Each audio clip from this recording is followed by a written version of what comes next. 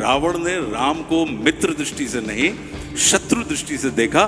क्यों? क्योंकि वो उनको 360 डिग्री में पूरा का पूरा देखना चाहता था और उनके तमाम गुणों को कहीं ना कहीं आत्मसात करना चाहता था। सबसे पहली बात आपसे वो करना चाहूँगी सर कि जिसकी चर्चा पूरे देश में हो रही है, जो पूरे देश में छाया हुआ है, बात वहाँ से शुरू करती हूँ।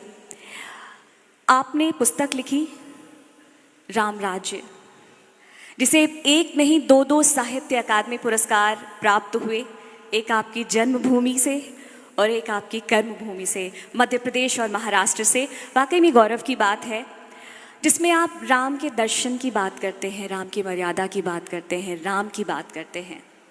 और उसके बाद एक महानाट्य रचा गया हमारे राम, जिसकी चर्चा आज पूरे देश में हो रही है। उस महानाट्य में आपने जो किरदार चुना वो रावण का किरदार चुना। एक व्यक्ति जो राम का उपासक है, शिव का उपासक है, वो रावण का किरदार चुनता है। और मैंने ये भी सुना है कि इसमें रावण के किरदार को लोग एक अलग दृष्टिकोण से अनुभव कर रहे हैं। तो ये जो आपने किरदार चुना, इसके पीछे आपकी क्या मंशा है?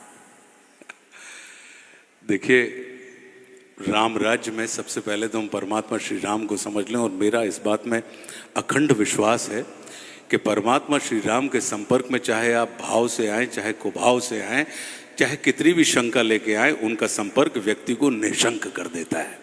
वो एक इतनी सकारात्मक चेतना है। क्यों? क्योंकि वो कहीं ना कहीं हमसे और आपसे ये अपेक्षा करते हैं कि तुम सिर्फ मेरे चरण ही नहीं, मेरे आचरण को भी धारण कर लो, तो तुम्हारे जीवन में, तुम्हारे इर्द गिर्द राम राज्य की स्थापना हो जाएगी। हम और आप, हमारा और आपका सबका जीवन, हमारे यहाँ, हमारे अंदर कहीं राम जो है वो खोए हुए नहीं है, सोए हुए हैं। हमारे जीवन में दशरथ भी हैं और हमारे जीवन में दशमुख भी है। दशरथ यानी हमारी 5 ज्ञानेंद्रियों और 5 कर्मेंद्रियों से चलने वाला ये जो शरीर है, ये जो रथ है, ये दशरथ कहलाता है। अब महाराज दशरथ की 3 रानियां थी। कौशल्या, माता कौशल्या। कौशल्या का अर्थ क्या होता है? कुशलता। कुशलता के लिए क्या आवश्यक है? अगर हम व्यक्ति कुशल होना चाहता है तो क्या क्या जरूरी है? तो बोले युक्ति संपन्न होना चाहिए। फिर उनकी दूसरी रानी बोले माता कैकेयी।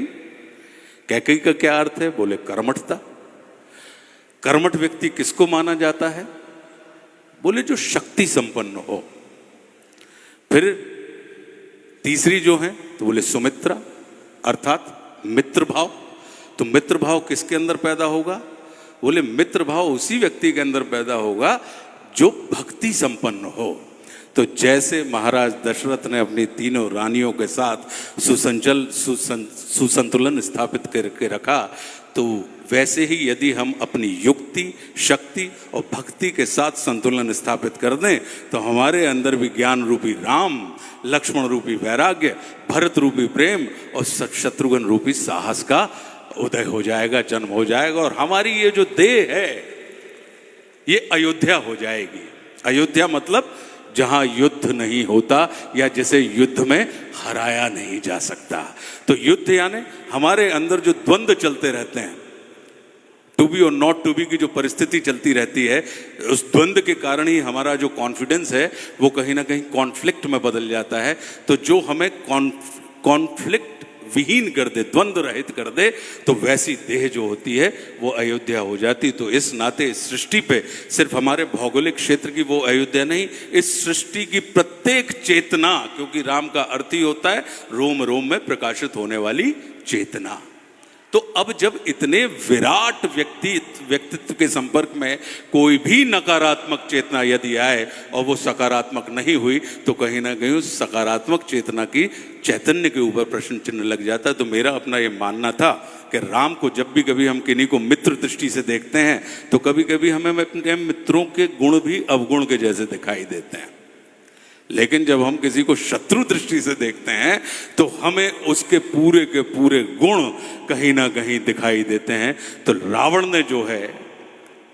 ने राम को मित्र दृष्टि से नहीं, शत्रु दृष्टि से देखा।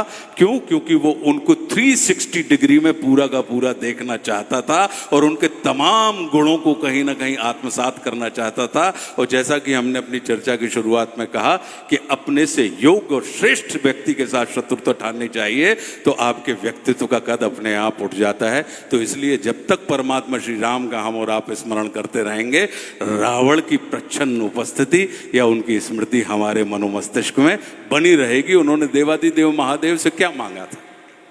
उन्होंने चाहा था कि मुझे अमृत प्रदान कर दो। अब देखिए भगवान कितना कृपालु होता है कि उन्होंने देवादिदेव महादेव ने सृष्टि की व्यवस्था बिगाड़े बिना कि भाई आए हैं तो जाना पड़ेगा, लेकिन सृष्टि की व्यवस्था बिगाड़े बिना अपने भक्त रावण को राम से जोड़ दिया और उनको अमृत प्रदान कर दिया। और हम और आप इतने युग बीतने के बाद भी आज जब भी कभी परमात्मा श्री राम की चर्चा करते हैं तो रावण की चर्चा सहज ही हमारे मन परिस्थिति में आ जाती है।